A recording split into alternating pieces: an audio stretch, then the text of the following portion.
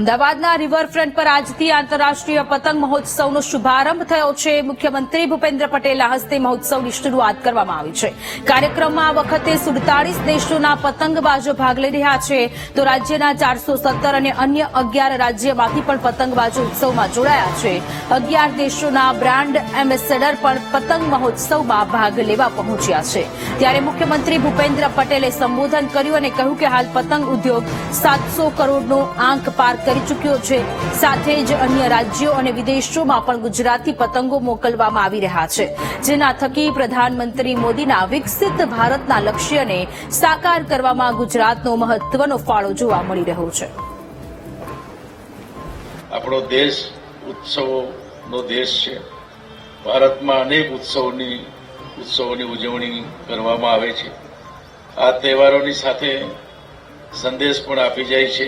પતંગ ઉત્સવ આપણે સૌને વિકાસની દિશામાં ઉડવા માટેની પ્રેરણા પૂરી પાડે છે। મકર સંક્રાંતિના પર્વ આ આકાશમાં લહેરાતા રંગબેરંગી પતંગોનું ગુજરાતની સામાજિક સમરસતા અને આનંદનું પ્રતીક છે।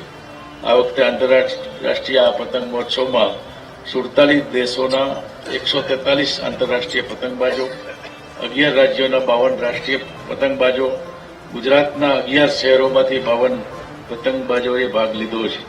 અમદાવાદ સિવાય રાજ્યના અન્ય શહેરો, પ્રવાસન સ્થળો, Vadodara, Surat, Rajkot, Statue of Unity, Shivrajpur, ધોરડોમાં પણ પતંગ મહોત્સવનું આયોજન કરવામાં આવ્યું છે।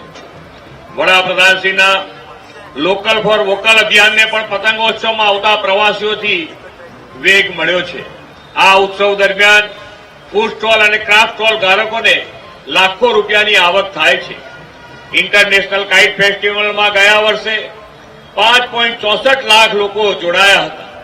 ગુજરાતીઓના પતંગ પ્રેમને કારણે સૌથી વધુ પતંગો બનાવનાર રાજ્ય તરીકે વિશ્વમાં ગુજરાત આગળ છે।